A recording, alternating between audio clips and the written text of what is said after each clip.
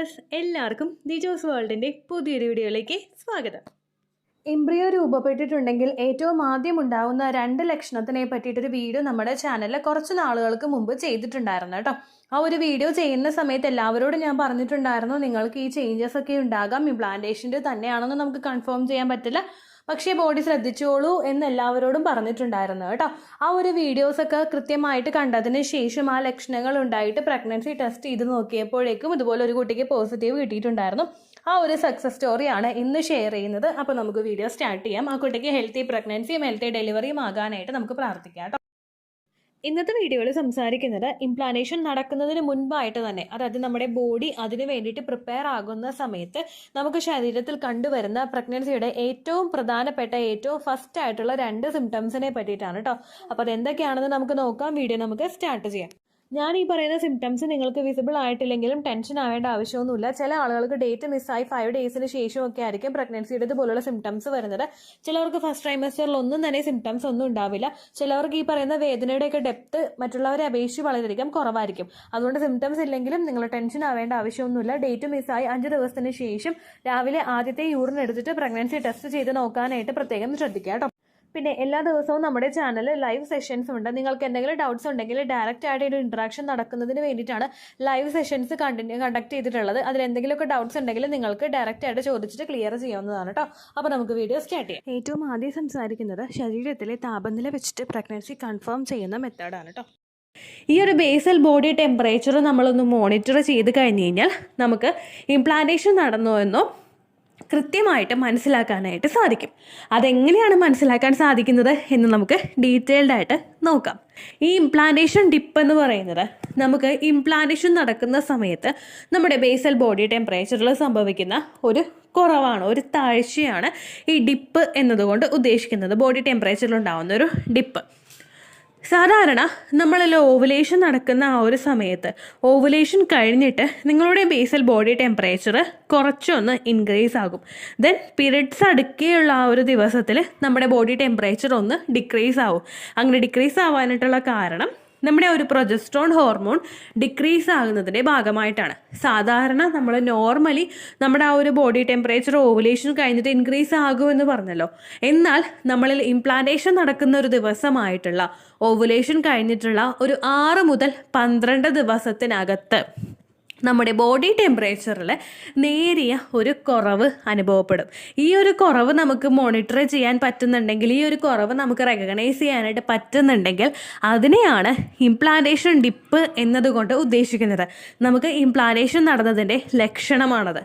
ഇനി ഈ ഒരു ഇംപ്ലാന്റേഷൻ ഡിപ്പ് എങ്ങനെയാണ് മോണിറ്റർ ചെയ്യാൻ സാധിക്കുന്നത് എന്ന് നമുക്ക് നോക്കാം. സാധാരണയായിട്ട് നമ്മൾ കിടക്കയിൽ നിന്ന് ജസ്റ്റ് ഒന്ന് ചാരിയിരിക്കാൻ കൂടി നമ്മൾ ശ്രമിക്കുന്നതിനേക്കാളും നല്ലത് കിടക്കയിൽ കിടന്നിട്ട് നമ്മളൊരു ഡയറിയോ അല്ലെങ്കിൽ ഒരു തെർമോമീറ്ററോ നമ്മുടെ അടുത്ത് വെക്കുക. അതിനുശേഷം നമ്മൾ ഓവുലേഷൻ കഴിഞ്ഞിട്ടുള്ള ഓരോ ദിവസവും നമ്മുടെ ബോഡി ടെമ്പറേച്ചർ, നമ്മുടെ ശരീര താപനില നമ്മൾ മോണിറ്റർ ചെയ്യുക. ഈ ശരീര താപനില നമ്മൾ മോണിറ്റർ ചെയ്തിട്ട് ഇത് ഒരു ബുക്കിൽ എഴുതി വെക്കുക. നോർമലി നമുക്കുണ്ടാകുന്ന ഒരു ടെമ്പറേച്ചർ നമ്മളങ്ങനെ കാൽക്കുലേറ്റ് ചെയ്തിട്ട് ഓവുലേഷൻ കഴിഞ്ഞിട്ട് ഒരു 6 to 12 ഡേയ്സ് കഴിഞ്ഞിട്ടും, അതായത് ഒരു ഓവുലേഷൻ കഴിഞ്ഞിട്ട് എക്സാക്റ്റ് നമ്മുടെ ആ ഒരു പീരിയഡ്സ് അടുക്കുന്ന ആ ഒരു ദിവസം വരെ നമ്മളിത് കാൽക്കുലേറ്റ് ചെയ്ത് വെക്കുക. അതിൽ നമുക്ക് ഇംപ്ലാന്റേഷൻ നടക്കാനായിട്ട് സാധ്യതയുള്ള ഏതെങ്കിലും ഒരു ദിവസത്തിൽ ഈ ഒരു ഡിപ്പ്, ഒരു ടെമ്പറേച്ചറിൽ ഒരു കുറവ് നിങ്ങൾക്ക് ഫീൽ ചെയ്യുന്നുണ്ടെങ്കിൽ അവിടെ നമുക്ക് ഇംപ്ലാന്റേഷൻ നടന്നു എന്ന് ചെറുതായിട്ടൊന്ന് അനുമാനിക്കാനായിട്ട് സാധിക്കും. നമ്മളിൽ വേറെ പ്രശ്നങ്ങളൊന്നുമില്ല, നമ്മൾക്ക് പനിയൊന്നുമില്ല, അല്ലെങ്കിൽ നമ്മൾ വേറെ ആക്ടിവിറ്റീസൊക്കെ ചെയ്യുന്നതിന് മുൻപാണ് ഈ ഒരു ടെമ്പറേച്ചർ നിങ്ങൾ മോണിറ്റർ ചെയ്തിട്ടുള്ളതെങ്കിൽ അതിന് നമുക്കൊരു കറക്റ്റായിട്ടുള്ള റിസൾട്ടായിട്ട് കൺസിഡർ ചെയ്യാനായിട്ട് സാധിക്കും. അതോടൊപ്പം തന്നെ മറ്റു പല പ്രഗ്നൻസി ലക്ഷണങ്ങളും നിങ്ങളിൽ റെക്കഗ്നൈസ് ചെയ്യാൻ പറ്റുന്നുണ്ടോ എന്നും കൂടി നിങ്ങൾ ശ്രദ്ധിക്കണം. ഈ ഡിപ്പ് നമുക്കുണ്ടാകുന്നത് 1 ഡിഗ്രി സെൽഷ്യസിനും താഴെയായിരിക്കും. നോർമലി ഇപ്പോൾ ഫോർ എക്സാമ്പിൾ നമ്മൾ നോക്കുമ്പോഴേക്കും നമുക്കൊരു 98 ഒക്കെയാണ് നമുക്ക് ടെമ്പറേച്ചർ കാണുന്നതെങ്കിൽ, ഒരു 98 ഡിഗ്രിയൊക്കെയാണ് നമുക്ക് ടെമ്പറേച്ചർ കാണുന്നതെങ്കിൽ ഈ ഒരു ഇംപ്ലാന്റേഷൻ നടക്കുന്ന ആ ഒരു സമയത്ത് ചിലപ്പോൾ നമുക്ക് ആ ഒരു ടെമ്പറേച്ചർ കുറവ് വരുന്നത് ഒരു 97.3 ഒക്കെ ആയിരിക്കും നമുക്ക് ആ ഒരു ടെമ്പറേച്ചർ കുറവ് വരുന്നത്. അപ്പോൾ നമുക്ക് ഏകദേശം ഒരു 0.7 വ്യത്യാസം മാത്രമേ അവിടെ നമുക്ക് ഉണ്ടാവുകയുള്ളൂ. അതുപോലെ തന്നെ നിങ്ങൾ ശ്രദ്ധിക്കേണ്ട ഒരു കാര്യമാണ്, നമ്മൾ വേറെ ഏത് ആക്ടിവിറ്റീസ് ചെയ്യുന്നതിന് മുൻപും ഈ ഒരു ടെമ്പറേച്ചർ മോണിറ്റർ ചെയ്യുക എന്നുള്ളത്. ഞാൻ പറഞ്ഞല്ലോ, നമ്മൾ ആ ബെഡിൽ കിടന്നുകൊണ്ട് തന്നെയുള്ള ഒരു പൊസിഷനിൽ നിങ്ങൾ ടെമ്പറേച്ചർ ഒന്ന് മോണിറ്റർ ചെയ്യുക കേട്ടോ. അതല്ലാതെ നമ്മളൊന്ന് ഫ്രഷ് ആയിട്ടൊന്ന് ഇരുന്ന് നേരെ ഒന്ന് അങ്ങോട്ട് നമ്മളെ കംഫർട്ടബിൾ ആക്കി ഇരുത്തിയതിന് ശേഷമോ അല്ലെങ്കിൽ ഈവൻ വാഷ്റൂം യൂസ് ചെയ്ത് വന്നതിന് ശേഷമോ നിങ്ങൾ ഈ ടെമ്പറേച്ചർ മോണിറ്റർ ചെയ്യരുത്. നിങ്ങൾ കിടന്നിട്ട് ആ കിടന്ന കിടപ്പിൽ വേറെ ഏത് ആക്ടിവിറ്റീസ് നിങ്ങൾ ചെയ്യുന്നതിന് മുൻപും എത്രയാണോ നിങ്ങളുടെ ടെമ്പറേച്ചർ അത് നിങ്ങൾ രേഖപ്പെടുത്തി വെക്കുക. ഈ ടെമ്പറേച്ചർ നിങ്ങൾ രേഖപ്പെടുത്തി വെക്കുമ്പോഴേക്കും ഓവുലേഷൻ കഴിഞ്ഞിട്ടുള്ള ആ ഒരു 6 to 12 ഡേയ്സിൽ നിങ്ങൾക്ക് ഈ ഒരു ഡിപ്പ് നിങ്ങളുടെ ടെമ്പറേച്ചറിൽ അനുഭവപ്പെടുന്നുണ്ടോ എന്നും കൂടി നിങ്ങളൊന്ന് ശ്രദ്ധിക്കുക കേട്ടോ. ഈ ഒരു ഡിപ്പിന് അർത്ഥം ഇംപ്ലാന്റേഷൻ ഡിപ്പ് എന്നാണ്. നമുക്ക് ഇംപ്ലാന്റേഷൻ നടന്നു കഴിയുമ്പോൾ നമ്മുടെ ബേസൽ ബോഡി ടെമ്പറേച്ചറിൽ ഉണ്ടാകുന്ന വ്യത്യാസം. രണ്ടാമതായി സംസാരിക്കുന്നത് പീരിയഡ്സ് ആകാൻ പോകുന്നത് പോലുള്ള ഒരു വേദനയെ പറ്റിയിട്ടാണ് കേട്ടോ. അതായത് നമുക്ക് പീരിയഡ്സ് വന്ന് നിൽക്കുന്നത് പോലുള്ള ഒരു വേദന നമുക്ക് അനുഭവപ്പെടുക. പ്രഗ്നൻ്റ് ആയിട്ടുള്ള പല സ്ത്രീകൾക്കും ഈ ഒരു വേദന അനുഭവപ്പെടുന്നുണ്ട് കേട്ടോ. നമ്മുടെ ചാനലിൽ തന്നെ ഒരു ദിവസം ഒരുപാട് പേര് പറയുന്നുണ്ട്, ചേച്ചി പീരിയഡ്സ് ആകാൻ പോകുന്നത് പോലുള്ള ഒരു വേദന വരുന്നുണ്ട്, ഈ മാസവും എനിക്ക് നഷ്ടമായി പോയി എന്ന് വിചാരിക്കുന്നു എന്ന് ചിന്തിക്കുന്ന ഒരുപാട് പേരുണ്ട് കേട്ടോ. അപ്പോൾ എന്തുകൊണ്ടാണ് ഇങ്ങനൊരു വേദന ഉണ്ടാകുന്നത് എന്ന് നമുക്ക് നോക്കാം കേട്ടോ. പീരിയഡ്സ് ആകുന്നതിന് മുൻപാണെങ്കിലും നമ്മുടെ മസിൽസ് ഒക്കെ ഒന്ന് കോൺട്രാക്ഷൻസ് സംഭവിച്ചിട്ടാണ് നമുക്ക് പീരിയഡ്സ് ആകുന്നത്. ഇനി നമുക്ക് പ്രഗ്നൻസി ആണ് ആകുന്നതെങ്കിൽ നമ്മുടെ മസിൽസ് ഒക്കെ ഒന്ന് സ്ട്രെച്ച് ആകുന്നുണ്ട്. സ്ട്രെച്ച് ആകാനായിട്ടുള്ള കാരണം എന്ന് പറയുന്നത് നമ്മുടെ യൂട്രസ് അതുവരെ നിൽക്കുന്ന ഒരു സ്ഥിതിയിൽ നിന്നും അതൊന്ന് എക്സ്പാൻഡ് ആവാനായിട്ട് തുടങ്ങും. ഇംപ്ലാന്റേഷൻ നടക്കുന്ന സമയത്തും നമുക്ക് ഇതുപോലുള്ള ക്രാംസ് അനുഭവപ്പെടും. കാരണം നമ്മുടെ ആ ഇംപ്ലാന്റേഷൻ നടക്കുന്ന എൻഡോമെട്രിയൽ ലൈനിങ്ങിൽ നിന്ന് ഒരു പൊസിഷൻ ഉണ്ടാക്കിയിട്ടാണ് നമ്മുടെ ആ ഫെർട്ടിലൈസ്ഡ് എഗ് അവിടെ അറ്റാച്ച് ആവുന്നത്. ഇങ്ങനെ അങ്ങോട്ട് പോകുമ്പോഴേക്കും നമുക്ക് അവിടെ ചെറുതായിട്ട് വേദന ഉണ്ടാക്കും. അതുപോലെ തന്നെ നമുക്ക് പീരിയഡ്സ് അടുക്കുന്ന സമയം എന്ന് പറയുന്നത് നമ്മുടെ അണ്ടം അല്ലെ ഫെർട്ടിലൈസ്ഡ് ആയിട്ടുള്ള എഗ് ഒന്ന് ഗ്രോ ആയി തുടങ്ങുന്ന സമയമാണ്. ഈ സമയത്തൊക്കെ എന്ന് പറഞ്ഞു കഴിഞ്ഞാൽ നമ്മുടെ മസിൽസ് ഒക്കെ ഒന്ന് വികസിക്കാനായിട്ട് തുടങ്ങും. നമ്മളുടെ ശരീരത്തിൽ റിലാക്സിൻ എന്ന് പറയുന്ന ഒരു ഹോർമോൺ പുറപ്പെടുവിപ്പിക്കാനായിട്ട് തുടങ്ങും. റിലാക്സിൻ ഹോർമോൺ ശരീരത്തിൽ കൂടുമ്പോഴേക്കും അതിന്റെ ഭാഗമായിട്ട് നമ്മുടെ മസിൽസിലും ജോയിന്റ്സിലും ലിഗമെന്റ്സിലും ഒക്കെ വേദന അനുഭവപ്പെടും. ഇതൊന്നിങ്ങനെ എക്സ്പാൻഡ് ആയി വന്നു കഴിഞ്ഞാൽ മാത്രമേ നമുക്ക് ആ ഒരു എംബ്രിയോയ്ക്ക് അവിടെ വളരാനായിട്ട് സാധിക്കുകയുള്ളൂ. ഒരിക്കലും യൂട്രസിന് പെട്ടെന്ന് അങ്ങോട്ട് ഗ്രോ ആകാനായിട്ട് സാധിക്കില്ല. അത് ഗ്രോ ആകാൻ വേണ്ടിയിട്ട് ബാക്കിയുള്ള അതിന് ചുറ്റുമുള്ള മസിൽസ് ഒക്കെ ഒന്ന് സ്ട്രെച്ച് ആകണം, അതായത് ഒന്ന് വലിയണം. ഇതൊന്ന് വലിയണമെങ്കിൽ നമ്മുടെ ആ ഒരു സ്ഥിതിയിൽ നിൽക്കുന്ന ആ മസിൽസും ലിഗമെന്റ്സും ഒക്കെ ഒന്ന് സ്ട്രെച്ച് ആകണമെങ്കിൽ നമുക്ക് അവിടെ വേദന അനുഭവപ്പെടൂലേ. ഈ വേദന ഉണ്ടാകുന്നതിന്റെ ഭാഗമായിട്ടാണ് പലർക്കും തന്നെ പീരിയഡ്സ് ആകാൻ പോകുന്നത് പോലുള്ളൊരു ബുദ്ധിമുട്ട് ആ ഒരു സ്റ്റാർട്ടിംഗ് സ്റ്റേജിൽ തന്നെ അനുഭവപ്പെടുന്നത് കേട്ടോ. ഇനി ഈ വേദനയുടെ ദൈർഘ്യം എത്രത്തോളം ഉണ്ടാകുമെന്നും ഡെപ്ത് എത്രത്തോളം ഉണ്ടാകുമെന്നും നമുക്ക് നോക്കാം. ഈ പീരിയഡ്സ് ആകാൻ പോകുന്നത് പോലെ നമുക്കുണ്ടാവുന്ന പ്രഗ്നൻസിയുടെ ആ ഒരു ലക്ഷണം ഒരിക്കലും നമുക്കുണ്ടാകുന്ന ഹെവി ആയിട്ടുള്ള ബ്ലീഡിംഗ് ആയിരിക്കില്ല. ഹെവി ആയിട്ടുള്ള ക്രാംസ് ആയിരിക്കില്ല. നമുക്ക് പീരിയഡ്സിന്റെ ആ ഒരു ചെറിയൊരു ബ്ലീഡിംഗ് തുടങ്ങുന്ന ഒരു സമയം ഉണ്ടാവുമല്ലോ. ഈ ബ്ലീഡിംഗ് തുടങ്ങുന്ന സമയത്ത് നമുക്കുണ്ടാകുന്ന വളരെ ചെറിയൊരു വേദനയായിരിക്കും പ്രഗ്നൻസി ആവുന്ന സമയത്ത് ഒരു സ്ത്രീക്ക് ഉണ്ടാവുന്നത്. അതല്ലാതെ നമുക്ക് പീരിയഡ്സിന്റെ സെക്കൻഡ് ഡേയോ അല്ലെങ്കിൽ ഓവർ ബ്ലീഡിംഗ് ഉണ്ടാകുന്ന ദിവസമോ അനുഭവപ്പെടുന്ന തരത്തിലുള്ള സഹിക്കാൻ പറ്റാത്ത തരത്തിലുള്ള ഒരു വേദനയായിരിക്കില്ല പ്രഗ്നൻസി ആകുന്ന ഒരു സ്ത്രീക്ക് സ്റ്റാർട്ടിങ്ങിൽ തന്നെ ഉണ്ടാകുന്നത് കേട്ടോ. അത് നിങ്ങൾ ഏറ്റവും ആദ്യം തന്നെ മനസ്സിലാക്കുക. രണ്ടാമതായിട്ട് പീരിയഡ്സിന്റെ ബ്ലഡ് എവിടെയോ വന്ന് കെട്ടി നിൽക്കുന്നത് പോലുള്ളൊരു ബുദ്ധിമുട്ടും ഇറിറ്റേഷനും ഒക്കെ ആയിരിക്കും എപ്പോഴും പ്രഗ്നന്റ് ആകുന്ന ഒരു സ്ത്രീക്ക് സ്റ്റാർട്ടിംഗ് സ്റ്റേജിൽ തന്നെ ഉണ്ടാവുന്നത് കേട്ടോ. എൻ്റെ ആദ്യത്തെ പ്രഗ്നൻസിയുടെ സമയത്ത് എനിക്ക് ഏറ്റവും കൂടുതൽ ഉണ്ടായ ഒരു ബുദ്ധിമുട്ടായിരുന്നു കേട്ടോ. കാരണം എനിക്കറിയില്ല ഈ ഒരു വേദന എനിക്ക് വരുന്നത് പ്രഗ്നന്റ് ആയതുകൊണ്ടാണെന്ന്. കാരണം അതിനെപ്പറ്റി ഒരു നോളജും ആ സമയത്തില്ല. പീരിയഡ്സിന്റെ ബ്ലഡ് എവിടെയോ വന്ന് കെട്ടി നിൽക്കുകയാണ്, അത് ഇങ്ങോട്ട് പുറത്തേക്ക് വരുന്നില്ല. ഞാൻ അനീമിക് ആയതുകൊണ്ടാണോ എന്നൊക്കെ എനിക്ക് ഭയങ്കര ടെൻഷൻ ഉണ്ടായിരുന്നു. അങ്ങനെയുള്ള ഒരു സിംറ്റംസ് പലർക്കും ആ ഒരു പ്രഗ്നൻസി സമയത്ത് സ്റ്റാർട്ടിംഗ് സ്റ്റേജിൽ തന്നെ ഉണ്ടാവാറുണ്ട് കേട്ടോ. ഈ ഒരു സമയത്ത് പലരും ചെയ്തു വെക്കുന്ന മറ്റൊരു ബ്ലണ്ടർ ഉണ്ട് കേട്ടോ.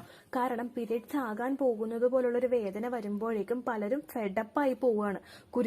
മുഖത്ത് കുരുക്കൾ വരുമ്പോൾ അത് പ്രഗ്നൻസി അല്ല പീരിയഡ്സ് ആണ് എന്ന് തെറ്റിദ്ധരിക്കുന്നവരുണ്ട്. അങ്ങനെ ഒരുപാട് ലക്ഷണങ്ങൾ പീരിയഡ്സ് ആകാൻ പോകുന്നത് പോലുള്ള ഒരു വേദനയും കൂടി വന്നു കഴിഞ്ഞാൽ ഒരുപാട് പേര് ചിന്തിക്കും ഈ ഒരു മാസവും കൂടി നഷ്ടമായി പോയി എന്ന് തന്നെ ചിന്തിക്കും. അങ്ങനെ ചിന്തിക്കുന്നവര് പലരും ചെയ്ത് വെക്കുന്ന ഒരു മിസ്റ്റേക്കാണ് പീരിയഡ്സ് ഇൻഡ്യൂസ് ചെയ്യാൻ വേണ്ടിയിട്ടുള്ള കാര്യങ്ങൾ ചെയ്യുന്നത്. പീരിയഡ്സ് ഇൻഡ്യൂസ് ചെയ്യാൻ വേണ്ടിയിട്ട് ഇഞ്ചി വെള്ളമോ അല്ലെങ്കിൽ പീരിയഡ്സ് ഇൻഡ്യൂസ് ചെയ്യാൻ വേണ്ടിയിട്ട് അങ്ങനെ സപ്പോർട്ട് ചെയ്യുന്ന എക്സസൈസുകൾ ചെയ്യുകയോ അല്ലെങ്കിൽ ഫിസിക്കൽ കോണ്ടാക്ട് ചെയ്യുകയോ ഒക്കെ ചെയ്യുന്ന ഒരുപാട് പേരുണ്ട് കേട്ടോ.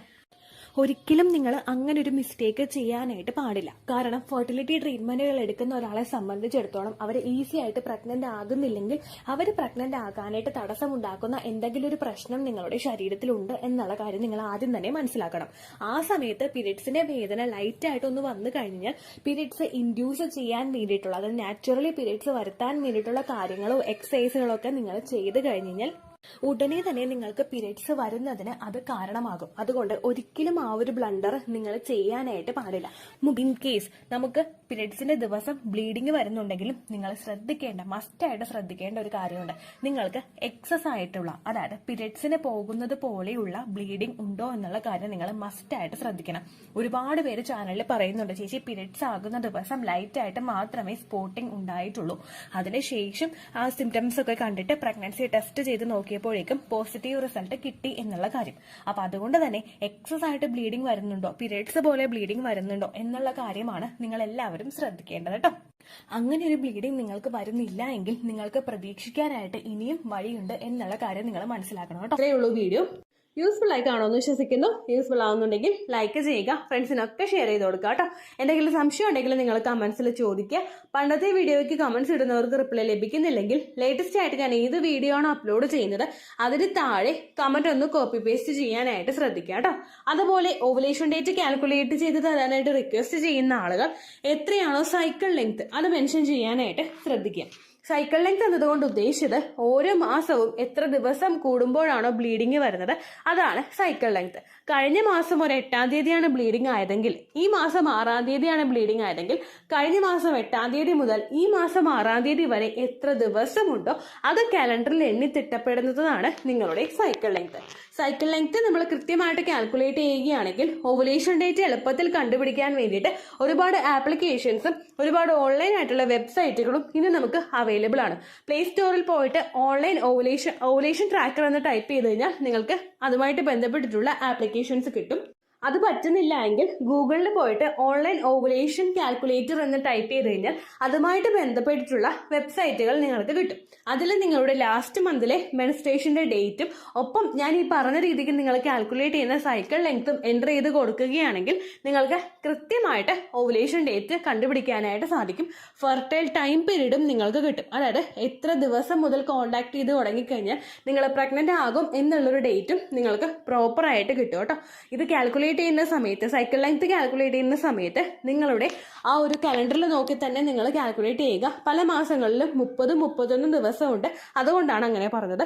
ഒപ്പം നിങ്ങൾക്ക് ബ്ലീഡിംഗ് തുടങ്ങിയ ദിവസത്തിന് വേണം നിങ്ങൾ ഡേ 1 ആയിട്ട് എടുക്കാൻ വേണ്ടിയിട്ട്.